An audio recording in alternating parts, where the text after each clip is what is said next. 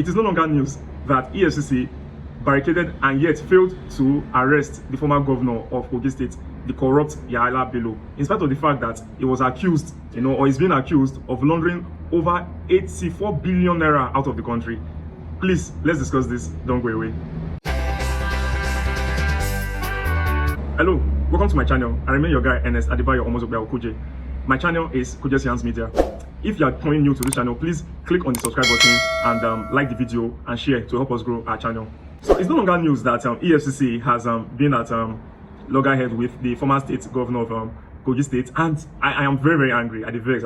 This is very, very bad that an ordinary man, because he's no longer a governor and his immunity has since ended, in the city of Abuja, for that matter, capital city of Abuja, is able to evade EFCC arrest. Now, the funny thing is this: many times we've seen on the news where EFCC tried to arrest people, and even this man's case, his case is that he should even be presented in the court, should be arraigned in the court, but he has refused. And we know that during the time of Senator Dino Melaye, even though he was a sitting senator, there was an order for his arrest. EFCC barricaded his house. Not only even EFCC, I think JSS too, at some point. They caught him, they took him and whisked him away. Now, it also happened of recent to a current and influential senator in the person of Rocha Okorocha. His house was barricaded by EFCC.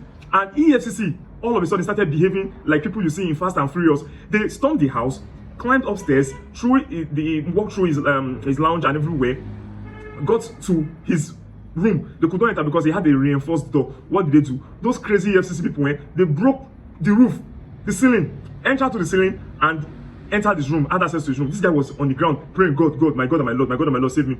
And this guy was taken away. And now, former governor Yahaya Bello has resisted arrest. What did he do? They barricaded his house, as you can see on the screen. He invited thugs, invited policemen. In fact, we'll be looking at a lot of things concerning it. And in the end, then what pissed me off was that a governor who is his puppet that he has imposed on the people of Kogi State, who is even facing some legal battles at home over if he's duly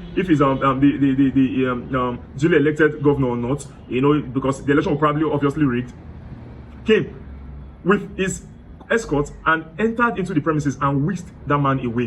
What a shame. A whole federal agency like the EFCC was ridiculed. This same EFCC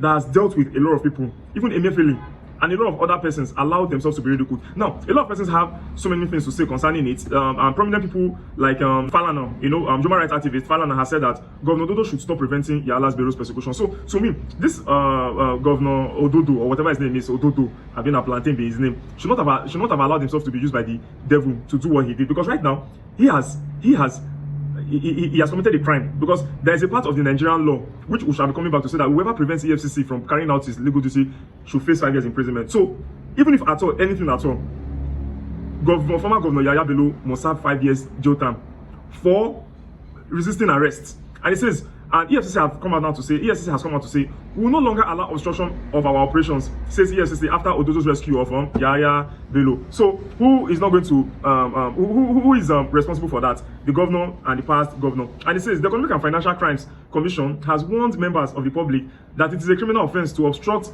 its officers from carrying out their lawful duties. The warning comes after Usman Ododo, governor of Kogi, rescued Yahaya Bello, his predecessor, from the commissioner's siege in Abuja on Wednesday. The EFCC operatives had earlier restricted movement in and around Bello's house, situated in Benghazi Street, Wuse Zone 4, Abuja. But after a few hours, Ododo arrived at Bello's residence and was later seen living with his predecessor. What an insult! What level of impunity is that? Why wasn't that car stopped? You have immunity, fine. But immunity you have is that they cannot come to prosecute to arrest you. But the moment a person whose house is barricaded and is supposed to be arrested, you've come in there to take the person, they have the right to stop your convoy and bring him out of it. Anything that wants to happen should happen. But EFCC have said that the reason why they didn't do this was because they wanted to prevent breakdown of law and order. Because of course, Yahaya Bello had thugs who were loyal to him. He had some policemen who were loyal to him. And Falana have now said that those policemen who prevented the arrest, who were there in preventing the arrest, should also be tried and then prosecuted. Now, it goes on to say, the anti-graft agency had named Bello in an amended money laundering charge filed against Ali Bello, chief of staff of the incumbent governor of Kogi State.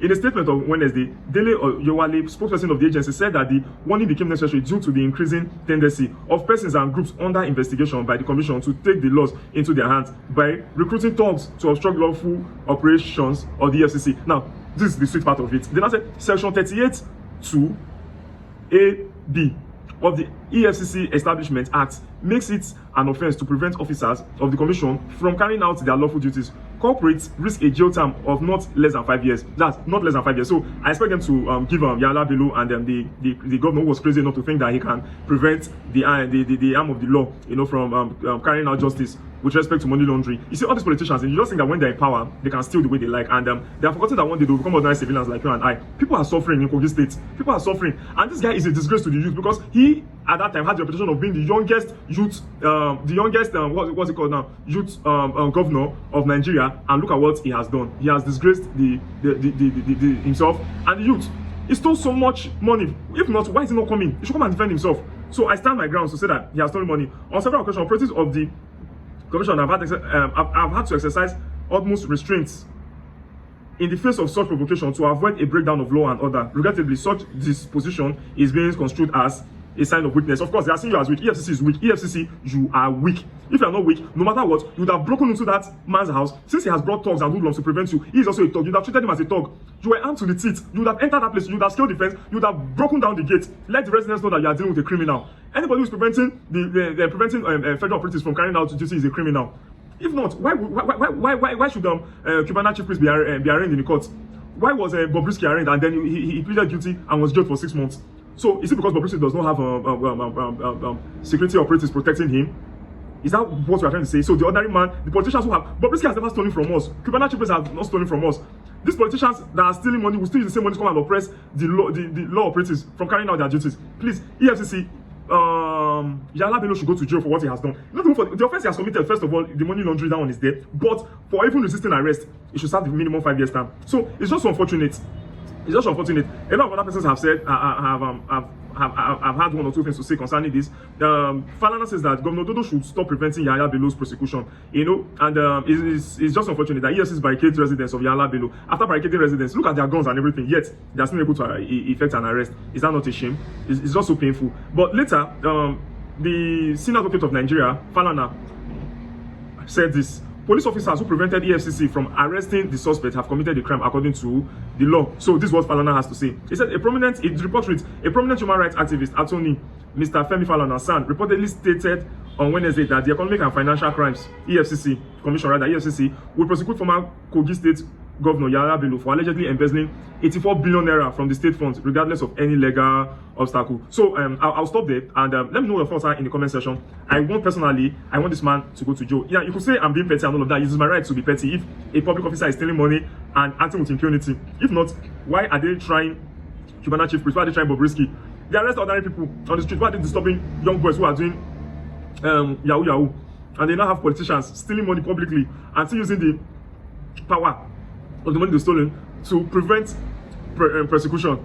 It's just a shame. It's a very sad situation. So let me know your thoughts in the comment section, and please don't forget to subscribe to my channel, like this video, and share to friends. I remain your guy, Ernest Adebayo Kogi, signing out.